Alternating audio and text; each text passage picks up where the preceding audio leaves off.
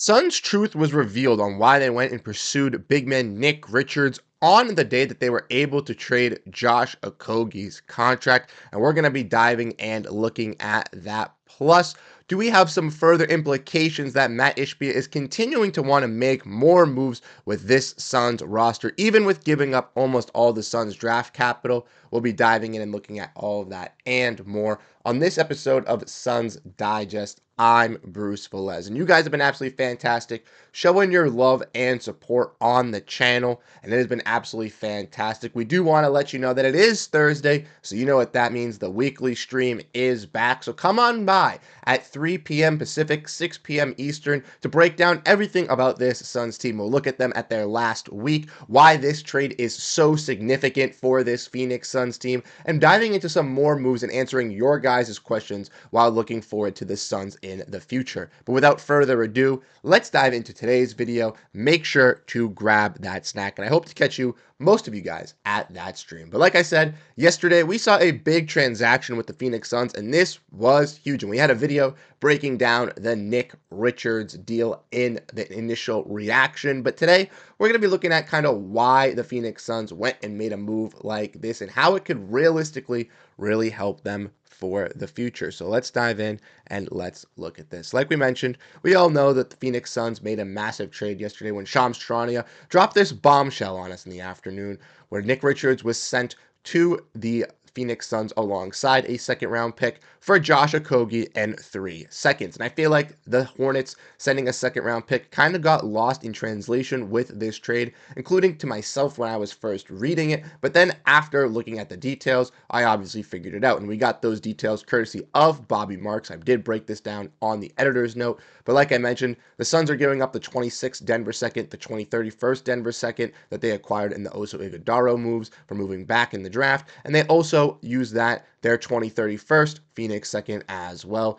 to move up and acquire Denver's 2025 second via the Charlotte Hornets. Now this leaves the Phoenix Suns in some great territory as they reduce the luxury tax penalty by $20 million. And that is the big X factor here in all of this by swapping Josh Okogie's $8.25 million contract for Nick Richards' $5 million deal. And this could look to create further savings by addressing their logjam at the center position. By my count, they have 1 second round pick left to trade, and that would be the one that they obviously got in return here with their Denver 2025. So now the Suns have no more future second round picks. They have their future first in 2031, and they have that future second, or this year's second, in 2025 via Denver. Now Suns fans are going to look and pray that a team like Denver doesn't really have the greatest second half of the season, so that second round pick could be a valued one for the Suns to either use in a trade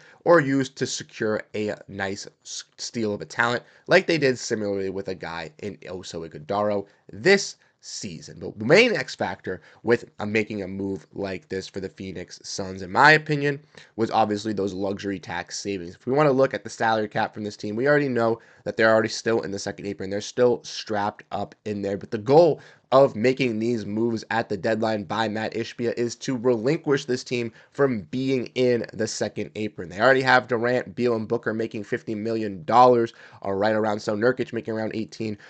Guy Nick Richards, as you can see, making that $5 million is cheaper than a guy in Josh Okogie, and will also bring a lot for this team on the court that they were lacking as well. Now, I do believe, like I said, saving that $20 million, it's not like it completely wipes away that money off the salary cap. It is luxury tax savings, but this is very helpful for an owner in Matt Ishbia, because as we all know, Matt Ishbia wants to keep this team winning. When he went and took over for this team, he made that known. When he went and got Kevin Durant, when he went and got Bradley Beal, when he went and made all these big moves, he wanted a winning culture in Phoenix. And I don't think Matt Ishbia is going to stop at that right now either. And I believe that Matt Ishbia is going to continue to keep going for that. So for him to save some money in the luxury tax, that could help him in any way to then maybe use that money in an extension for someone down the line. And that just is so beneficial for where the Suns are wanting to head in this direction. I know for Suns fans,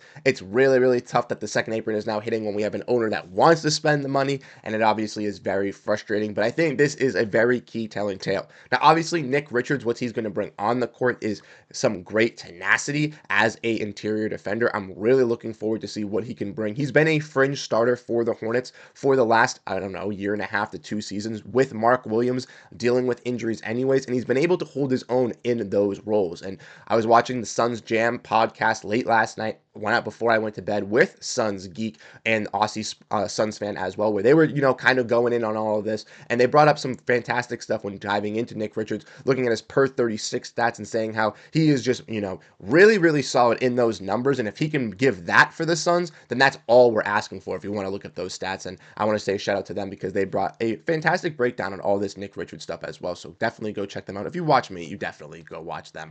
But like I was saying, Nick Richards can be a fantastic interior defender for this team. He's going to be a shot blocker. He's going to be a lob threat, things the Suns need. And I think that is very, very fantastic. He can also be a great rebounder. We saw him get double-digit rebounds versus the Suns, not the last time they played, but the time before that, almost 2 weeks ago, which is crazy to see. So the fact that the Suns got their little audition with Nick Richards, saw what he could bring to the table, really made it ample for them to make a move. And I do want to say, with the Suns getting rid of Josh Okogie, he obviously was a very, very hard hustle guy. But like Suns Jam podcast brought up and Suns Geek, when they made this deal with Josh Okogie, it was basically a trade chip. Everyone knew that Josh Okogie wasn't going to be on this team for a long term, that it was a tradable contract. It was one with a non-guaranteed deal for next season. And I truly believe that Josh Okogie is going to bring a nice little spark for that Hornets bench with guys like Josh Green and Cody Martin kind of playing similar roles. Maybe Okogie can kind of fit in and help out with some of those guys, or possibly they replace one of those guys with Josh Okogie and they look to make some moves more on their end as well. But honestly, I do wish Okogie the best in Charlotte. He's going to bring a nice